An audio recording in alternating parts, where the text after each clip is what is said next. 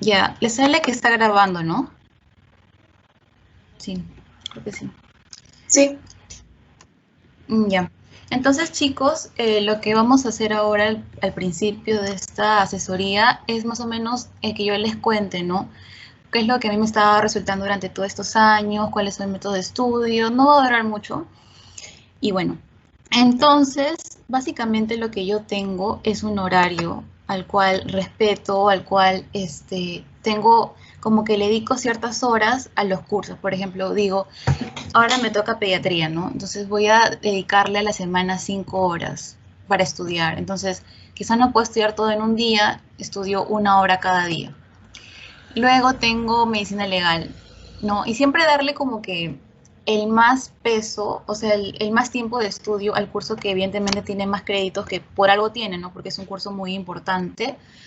Pero de todas maneras siempre dedicarle tiempo a los cursos que no tengan tantos créditos, de igual forma, porque de todas maneras van a ser importantes. Por ejemplo, medicina legal tiene 3 créditos, creo 4.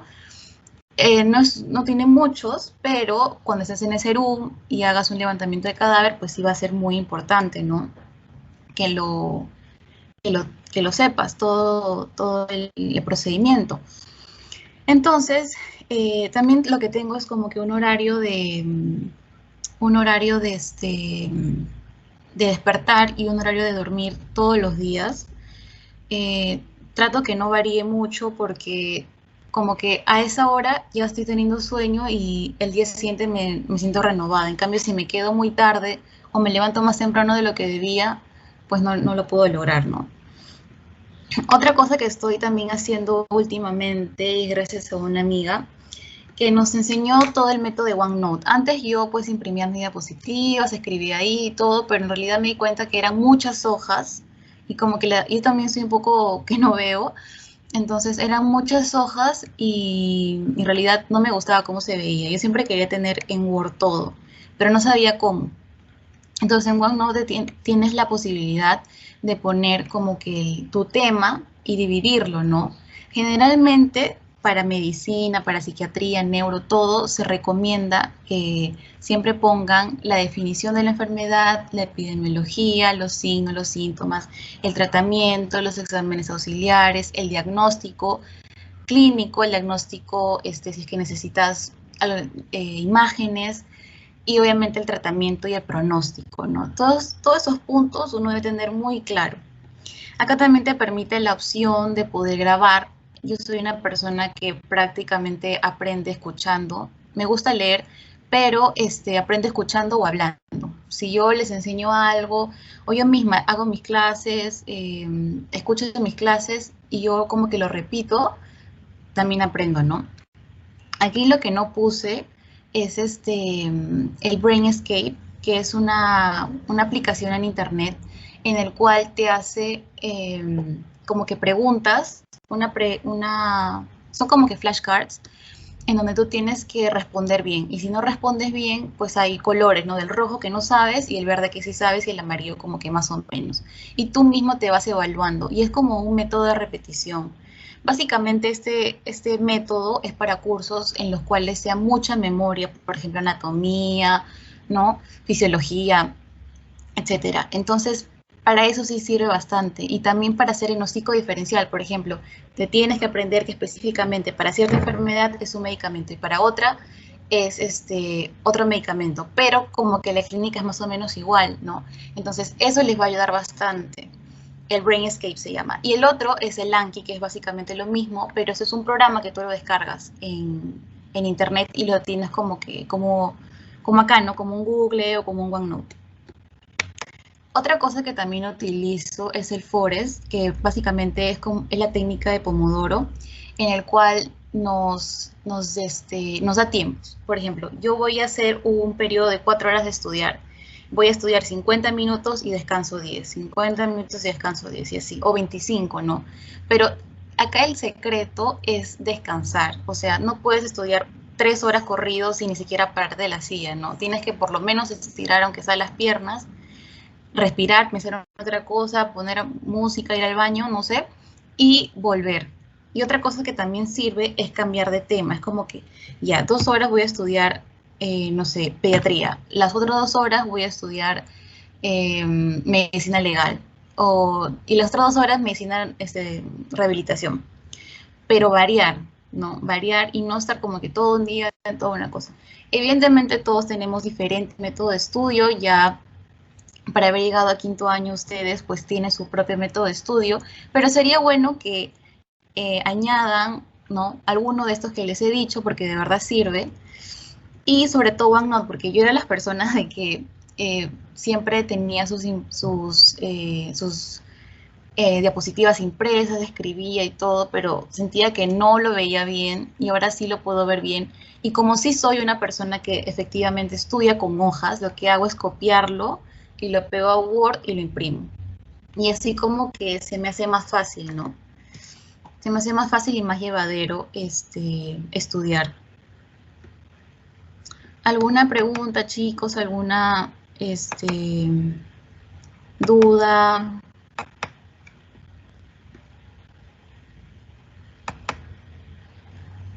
Voy a dejar de compartir. Para el curso de psiquiatría, ¿qué consejos nos podrías dar? Más que nada enfocado en el curso. En psiquiatría en realidad es un curso muy bonito y fácil. Las preguntas vienen básicamente de las diapositivas, así como todos los cursos. Pero lo que sí es que han cambiado el coordinador. Justo me estaba fijando, el año pasado era otro doctor, era Marco Antonio. Este año es la doctora María Teresa. La doctora se caracteriza por preguntar lo que ella dice en la clase. Ella dictó el año pasado adicciones, creo, y trastornos de la conducta. No, trastornos de la conducta creo que era. Y sí, o sea, ella preguntó lo que había puesto. En realidad no es tan difícil. Yo leía el AMIR y el CTO a veces para los seminarios, ¿no? Lo que pasa es que yo el año pasado llevé el curso 2 meses, igual que ustedes, puros exámenes, parcial, final, todo. Y los otros 2 meses los seminarios, las exposiciones. Entonces no tuve la oportunidad, ¿no?, de ir al hospital y solamente la primera semana fui y nada más. Pero en realidad no es tan difícil. Esos 2 libros, básicamente, el DSM-5 también lo pueden leer, pero viene de las diapositivas, no es tan difícil el curso. ¿Alguna otra consulta, chicos?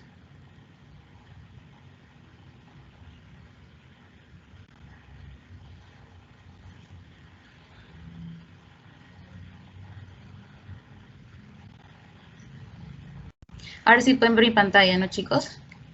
Al fin. Sí, ahora sí se puede ver. Ya. Bueno, entonces vamos a empezar ahora sí con la clase. A ver, déjenme cerrar esto. Ya. Bueno, esta clase es una clase sencilla, nada difícil, nada que no hayan visto antes. Porque ustedes han llevado, me parece, Psicología 1, Psicología 2, ¿no? O Psicología 2 ya no hubo para ustedes. Creo que sí, ¿no? No, solo hubo psicología. Ya. Ya, entonces, vamos a hablar sobre 2 temas. Vamos a hablar sobre la salud mental y la psiquiatría. Entonces, a ver, voy a... acá.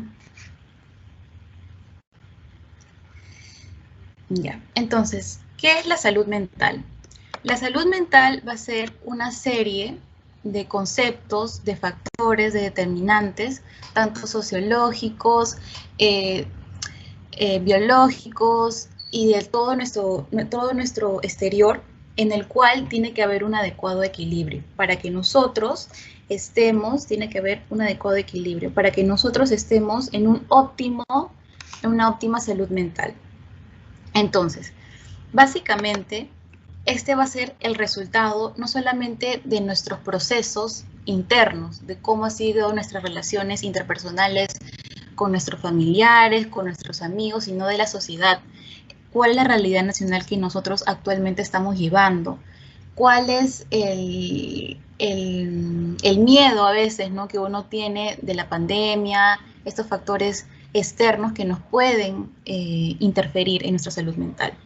También va a ser el resultado de la obtención que hemos tenido nuestras necesidades básicas, como agua, luz, todo eso. Entonces, todo esto va a ser...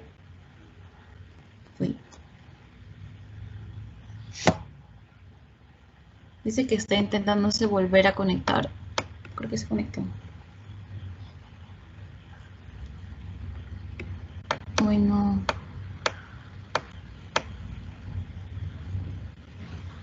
¿Me escuchan? Sí se escuchó todo. Pero, ya, creo que ya se ve. Ya. Entonces, básicamente eso, ¿no, chicos? Ahora, la salud mental va a estar determinada por la biología humana, el medio ambiente, como les he dicho, el estilo de vida que cada uno tiene y su sistema sanitario. El sistema sanitario es muy importante, ya que en Perú, sobre todo, no hay la adecuada importancia de la salud mental. Y justo, no sé si les habrán subido sus lecturas, pero la lectura del año pasado, que justo la releí para la clase, trataba de que las personas, que nosotros, o sea, los peruanos, dice que el psiquiatra que algunos poseen un conocimiento, un pensamiento subdesarrollado, entonces piensa que su vida siempre va a ser así, ¿no? Y eso también puede interferir cómo ellos tienen sus valores, cómo ellos tienen sus actitudes, y eso interfiere en el Estado, porque básicamente estas personas están dirigiendo a nuestro país. Y si es que no tienen unos buenos valores y no tienen una buena salud mental, pues va a ser difícil que lleguen a prosperar, ¿no? Ya, entonces,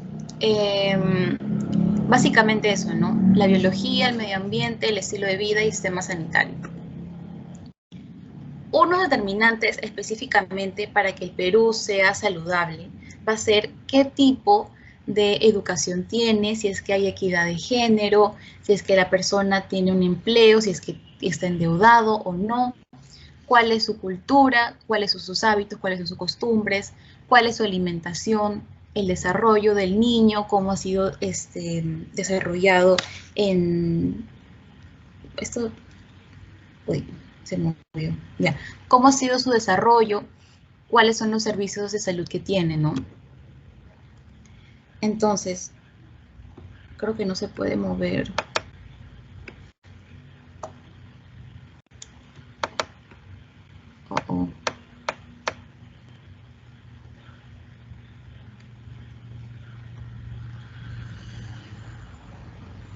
Ya. Bueno, mi iPad no está cargando, pero básicamente entonces lo que la OMS nos dice es que va a ser toda una amplia gama que directamente o indirectamente van a afectar, van a interferir con la salud mental. Esa va a ser todo lo que corresponde a la salud mental.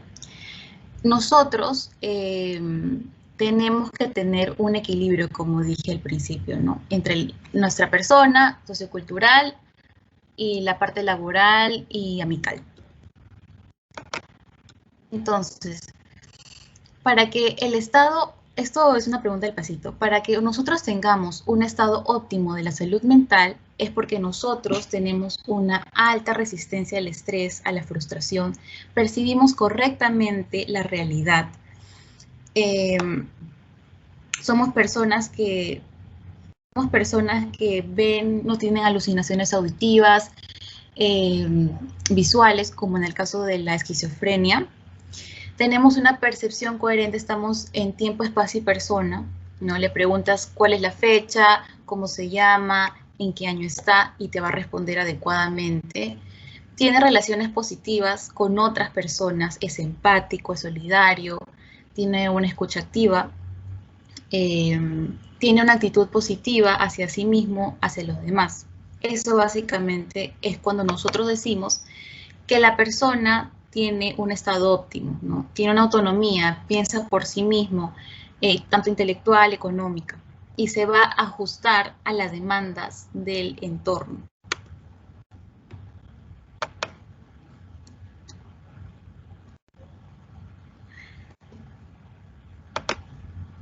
Voy a volver a compartir mi pantalla porque no se está viendo.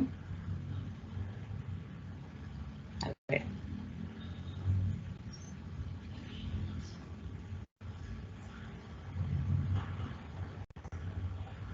Ya, ahora sí, ya se salió.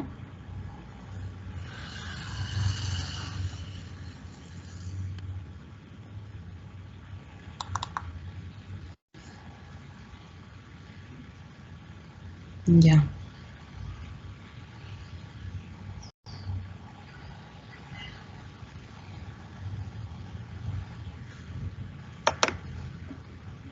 Ay, no carga, ya cargó.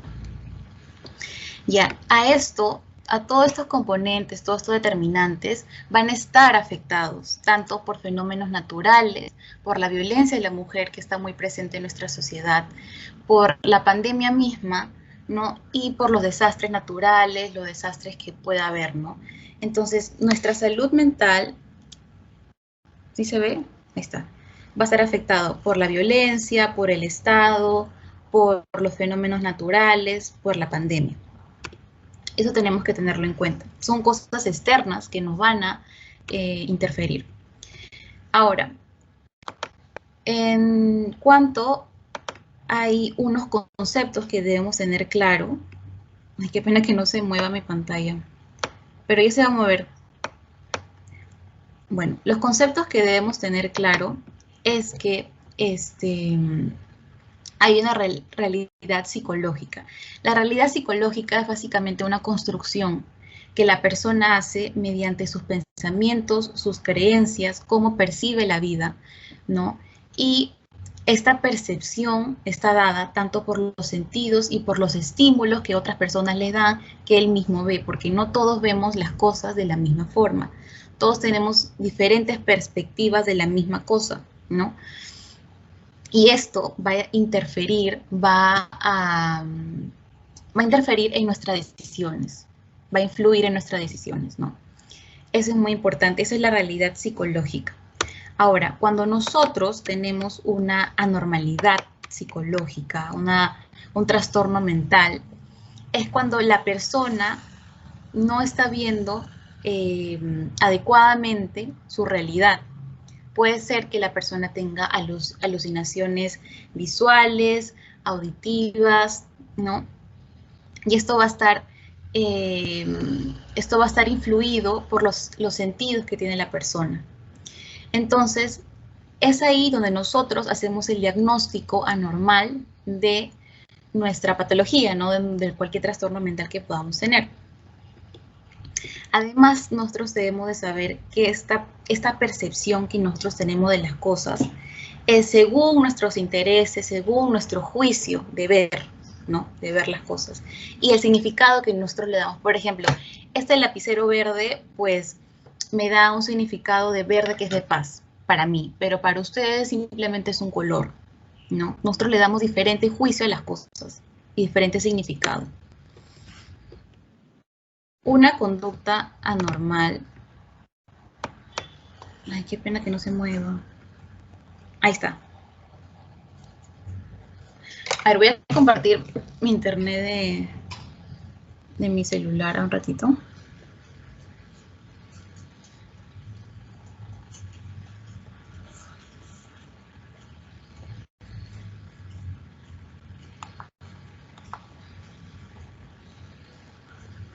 A ver.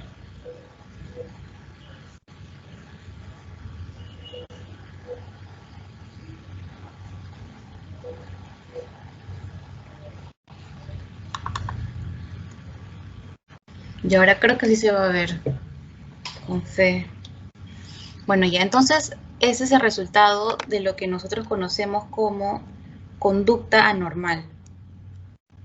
Conducta anormal. Ahora se ve. Ya. Entonces, la conducta anormal que nosotros vamos a tener es básicamente el objetivo, ¿no? De la psicopatología. También vamos a ver que la psicopatología es diferente a la psiquiatría. La psicopatología principalmente se va a basar en las manifestaciones del trastorno mental. En cambio, la psiquiatría es lo que ve la etiología, por qué la persona está llevando. Entonces, la psicopatología es como que ya da el resultado. Entonces, el objeto de la psicopatología es observar, describir lo que está, los resultados del trastorno, de la conducta normal. Y mientras que la psiquiatría, pues nosotros ya sabemos, ¿no?, que es la rama de la medicina, que ve tanto, no solo tratamiento, sino la prevención de que las personas puedan tener los trastornos mentales. ¿Cuáles van a ser las características de una conducta normal? Va a ser el sufrimiento personal. Ay, no se puede ver otra vez. Bueno, ya. El sufrimiento personal, la falta de adaptación que tiene la persona, esa es pregunta de Pasita también, ¿no? La falta de adaptación que tiene la persona a su entorno, el malestar que puede tener el observador al ver al observado, y sobre todo que hay una violación de los códigos morales y los códigos ideales. ¿Esto qué quiere decir? Esto quiere decir que hay ciertos tipos de personalidades que tienen algunas personas que cometen homicidios, en los cuales ellos en verdad no les importa matar a una persona. O sea, ellos pueden matar y de verdad no les duele nada, como si fuera cualquier cosa. Entonces, esta es una conducta normal, evidentemente, pero también es una conducta normal la ansiedad, la depresión, las adicciones, la psicosis, ¿no? Entonces, eso debemos de saber. Ahora, para la conducta normal, ahora he pasado a otra diapositiva donde se ve ciertos modelos. Bueno, estos modelos están, quizás les toque la misma clase que me tocó a mí el año pasado o quizás cambie. No es tan importante, no viene en el examen, pero sí es bueno que sepan, ¿no?, más o menos cuáles son los modelos que los psiquiatras han visto para evaluar estas conductas anormales. Entonces, hay modelos biológicos, hay modelos psicoanalíticos, sociales, humanistas, conductuales, cognitivos. Los biológicos principalmente se van a hacer solamente en la persona. ¿Cuál es su síntoma? ¿Cuál es su signo? ¿Cuál es su síndrome? Y básicamente dice que la patología que la persona tiene es de material orgánico. O sea, es algo que tiene dentro de sí mismo, ¿no? En cambio, el psicoanalítico no. El psicoanalítico trata de ver, hace como que una terapia cognitivo-conductual en la que trata de cambiar la forma que la persona piensa para que cambie su actitud, cambie su conducta. Es por decir, una persona que tiene depresión y ve que lamentablemente todo se le nubla, todo le va mal, todo eso, entonces el psiquiatra trata de cambiar la forma que ve las cosas, de diciéndoles consejos, de fomentar la resiliencia en esta persona y pues cambiar esto, ¿no? Y eso básicamente es psicoanálisis. Otro que es el conductual, el psicoanálisis también ve en retrospectiva, es como que ve, no, quizás la persona tiene depresión porque le pasó, tuvo un duelo, falleció alguien cuando era muy pequeño, o tiene ansiedad porque había mucha presión en sus padres para que la persona sea el mejor de la clase, ¿no? Algo así. Eso es lo que ve psicoanálisis. La conductual ve que es un aprendizaje, todo esto lo que está pasando a la persona es un aprendizaje.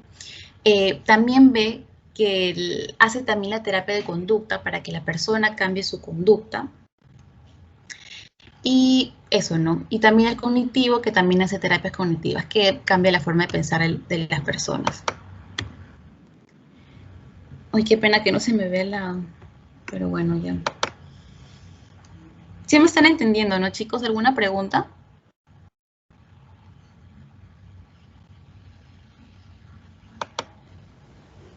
No, todo está bien, creo. Ya. Ahora, bueno, como ya les dije, la psicopatología trata de entender los fenómenos, las teorías, ¿no?, de la persona que tiene este trastorno mental. Entonces, hay diferentes modelos, acá justo tengo mi diapositiva. Tiene modelos ahí está, integrativos, los modelos conductuales, el modelo cognitivo. Eso es muy importante. ¿Por qué? Porque, por ejemplo, el modelo conductual, el integrativo, perdón, es el que nos va a decir, nos va a recompensar según, este es el conductual, perdón, nos va a recompensar según el buen comportamiento que nosotros hemos tenido en la sociedad. El modelo cognitivo es que cambia nuestra forma de pensar en un pensamiento racional.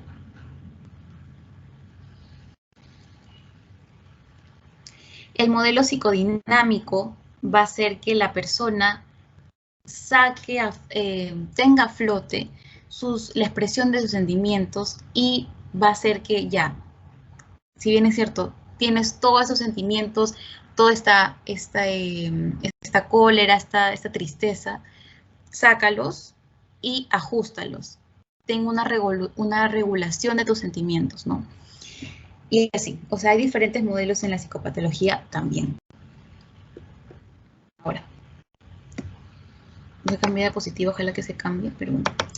El modelo, perdón, ahora vamos a pasar al concepto de la psiquiatría. Entonces, la psiquiatría, nosotros ya sabemos que es la rama de la medicina, que estudia, previene el tratamiento y trata a las enfermedades mentales, ¿no? Y esto nos dice que es toda una integración. Ya hemos visto los determinantes sociales, biológicos, los determinantes propios de la persona, de salud, los determinantes sanitarios y todo eso, ¿no? Entonces, hay unas diferencias entre la psicopatología y la psiquiatría. Entonces, la psicopatología ve conceptos generales, ve las reglas. En cambio, la psiquiatría como les digo, se centra en la persona, qué es lo que le ha pasado antes y todo eso, ¿no? La psicopatología es una ciencia, toma la ciencia como tal, pero la psiquiatría toma la ciencia como un medio auxiliar. El final último de la psicopatología es llegar a la psiquiatría, ¿no? Entonces, ahora voy a pasar al concepto de... Ay, Ricardo, ya. Voy a pasar a los conceptos que nosotros tenemos en la entrevista. Cuando nosotros hacemos una entrevista psiquiátrica, una entrevista mental, ¿no? Una entrevista psiquiátrica, básicamente se va a componer de 3 partes. Ese primer pasito también. Puede ser 3 partes o incluso 5, ¿ya? Entonces, primero lo que hace el psiquiatra es observar. Viene el paciente con todos sus síntomas. ¿Cuáles son los síntomas? Las quejas que la persona tenga, ¿no? Y si es que el paciente, pues, no es tan fácil de hablar, está muy reprimido, pues el doctor tiene que tratar de fomentar que hable el paciente, ¿no? Entonces, lo va a ver, lo va a observar el paciente, el doctor, que cuáles son los signos. Por ejemplo, hay personas que son anoréxicas, son muy delgadas, tienen un IMC menos de 18, tienen los dientes amarillos, quizás porque también pueden ser bulímicas, se les ve pálidas. Entonces, observándolos ya pueden ver, ¿no? Así. Estos signos y síntomas, como ya sabemos, lo vamos a agrupar en síndromes y a partir de ahí nosotros vamos a tratar de, ¿sí se ve esto? Vamos a tratar de hacerlo en un trastorno. Entonces, los signos y síntomas en trastorno, en el síndrome y después en el trastorno en el que la persona pueda tener. En esto, vamos a ver la historia natural que va a tener la persona, cuáles son sus antecedentes, cuáles son sus factores predisponentes. Sus factores predisponentes, por ejemplo, pueden ser que tenga alguna carga genética de esquizofrenia.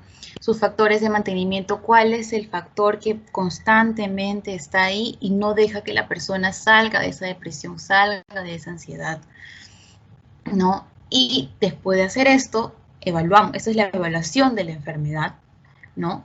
Y luego pasamos al tratamiento y al pronóstico, ¿no? A la planificación y al tratamiento. ¿Qué es lo que usted tiene que hacer? Pues tomar sus antidepresivos todos los días y mensualmente, por ejemplo, ir a la consulta con el doctor. Algo así, más o menos es, ¿no? Nos dicen que son 3 partes. Ahorita se va a cambiar la diapositiva, seguro.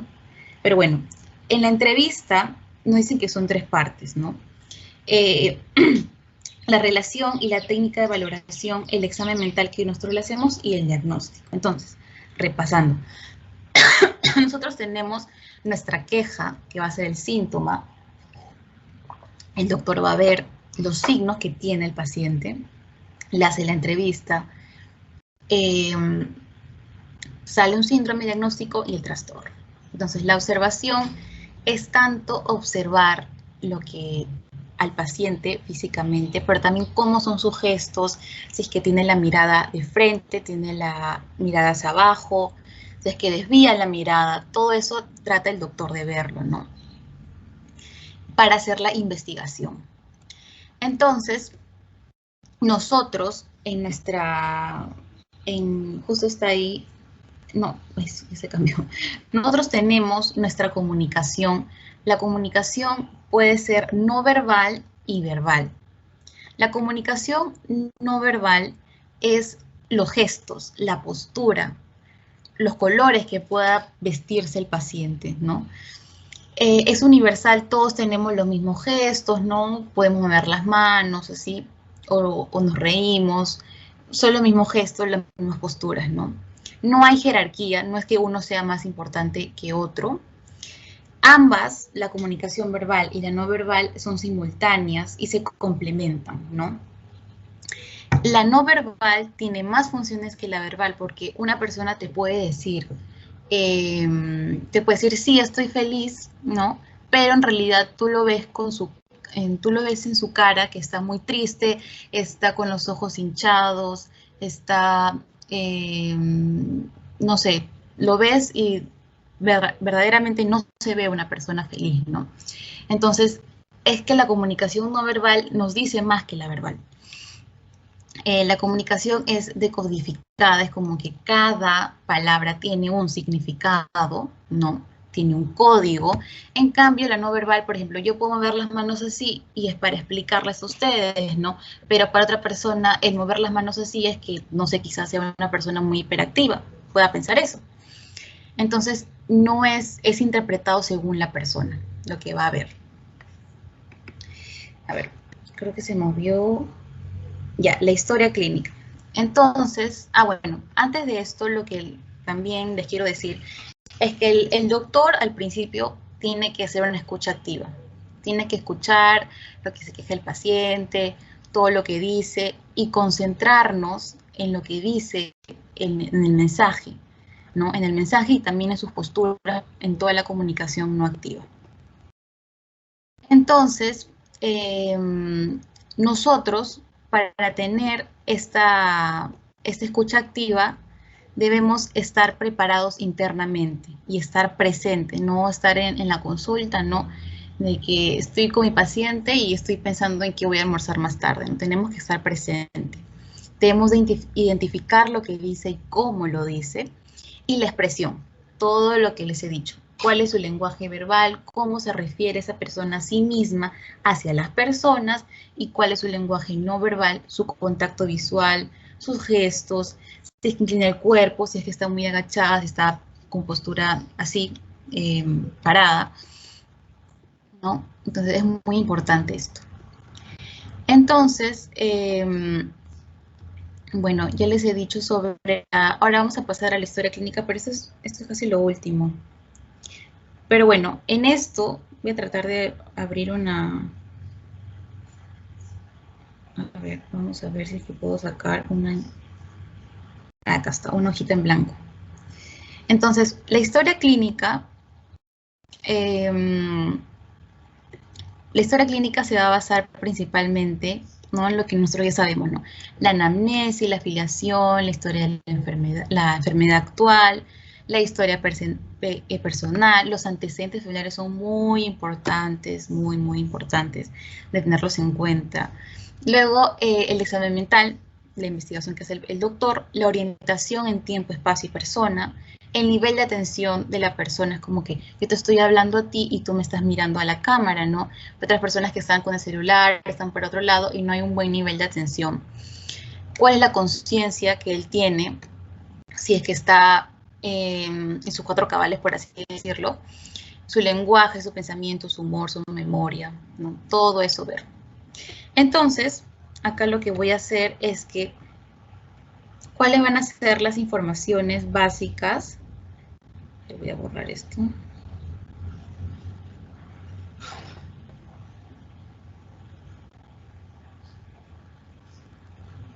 Ya, creo que se ve. Bueno, ya. ¿Cuál es la información ideal para diagnosticar? Lo que primero tenemos que ver es los signos y síntomas. La historia del trastorno, por ejemplo, les digo, al principio, doctor, yo me sentía un poco ansiosa, ¿no? Sentía que debía cumplir todas las expectativas, por ejemplo, en el colegio. Sentí mucha presión a la hora de entrar, ¿no? En la universidad, no sé. Entonces, una paciente viene con esa historia, ¿no? Y luego le dice, pero doctor, ahora yo me siento que realmente no puedo controlar, tengo crisis de ansiedad, lloro de la nada, me sudan las manos, no puedo tener una buena relación intrapersonal con mis compañeros, y así. Entonces, todo esto es la historia del trastorno, ¿no? Los antecedentes hereditarios. La persona viene y le dice, doctor, ¿sabe qué? Resulta de que mi mamá también era así cuando era joven. Ella mucho se preocupaba porque, no sé, nos tuvo a nosotros de joven y tenía que trabajar doble, no sé, etcétera. Entonces, esos antecedentes hacen que, quieran o no, interfieran en tu crianza, en el apego que tienes a tus padres, ¿no? Los hallazgos fisiológicos, pues bueno, los hallazgos fisiológicos, ¿qué es lo que tú encuentras en la paciente, no? Por ejemplo, encuentras que no puede dormir bien, tiene unas ojeras, tiene las manos sudorosas, se le cae el pelo, ¿no? Entonces, todas estas cosas. Datos bioquímicos también pueden ser importantes, sobre todo si es que justo en la clase de anorexia, la doctora nos había dicho que había un metabolito que se encontraba en la orina de las personas que eran anoréxicas. Era como que un déficit que tenían, no, era un aumento, como que una eliminación más que ellos tenían. Y si es que el tratamiento que el doctor le piensa dar al paciente es bueno o no.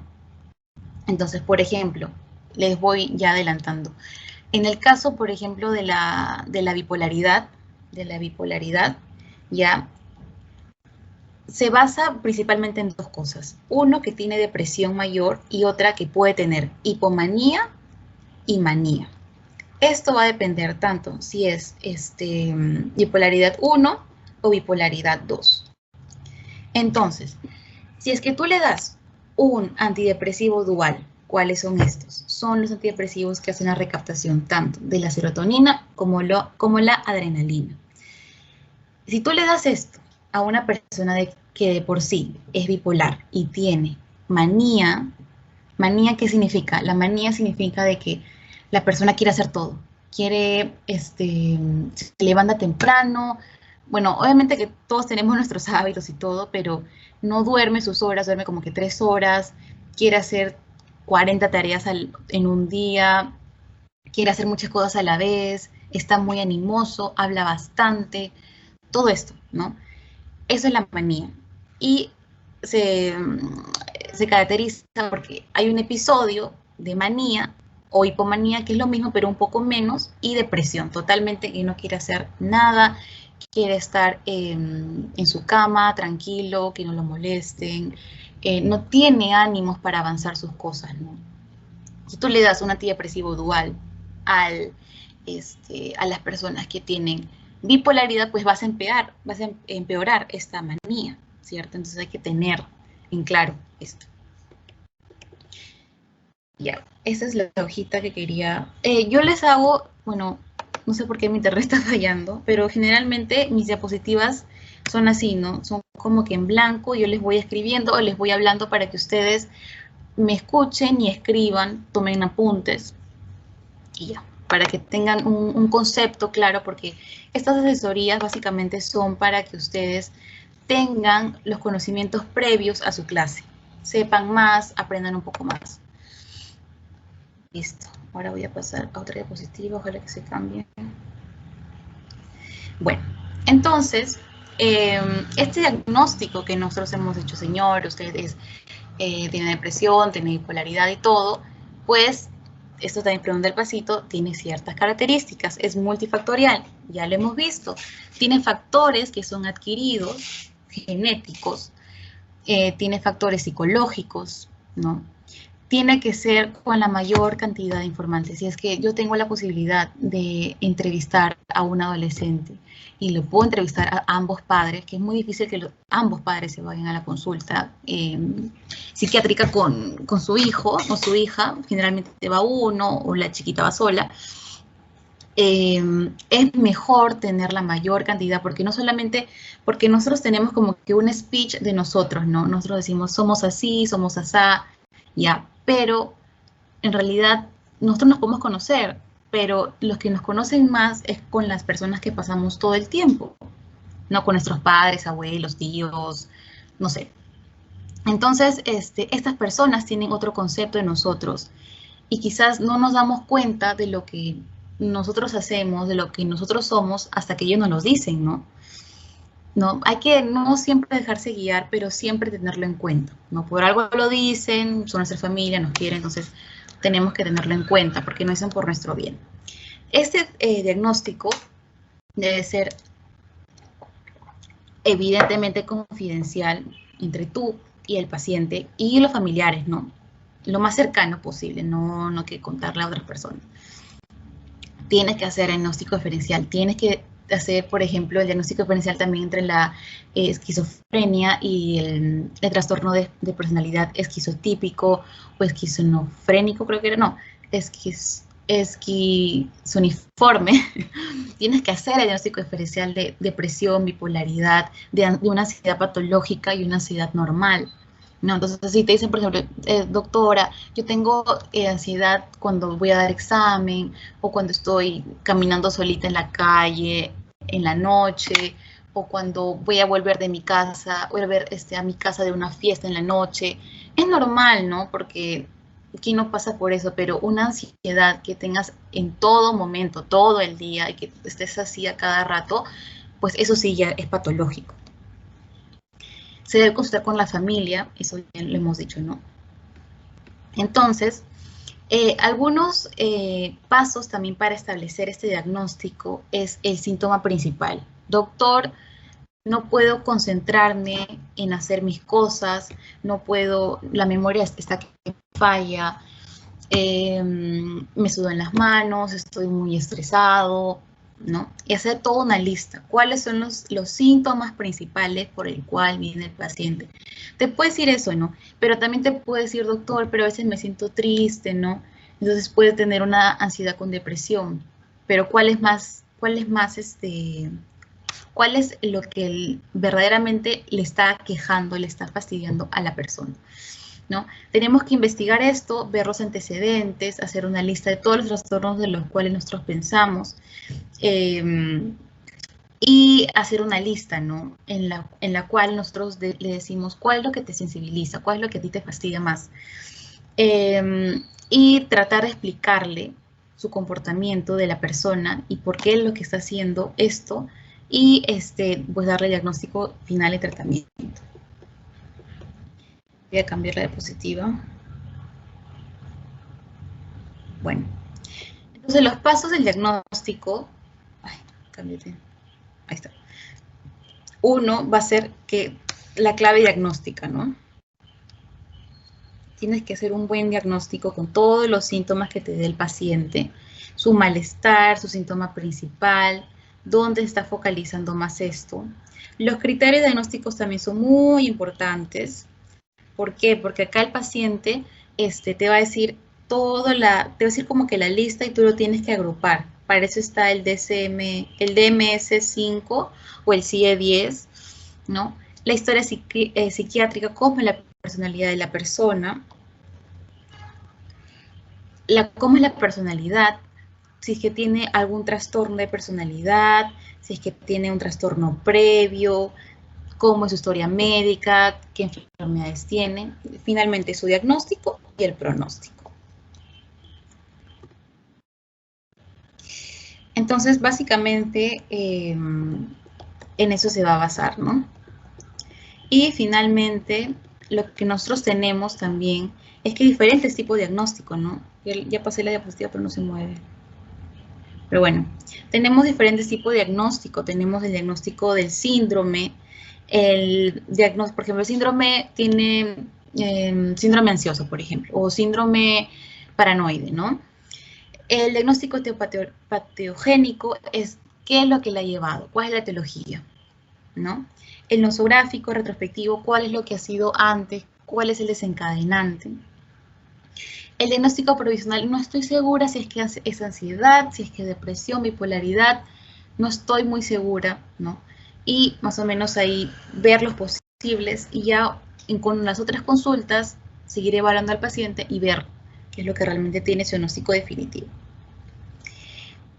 Bueno, chicos, esta ha sido la clase. ¿Tienen alguna pregunta, alguna duda?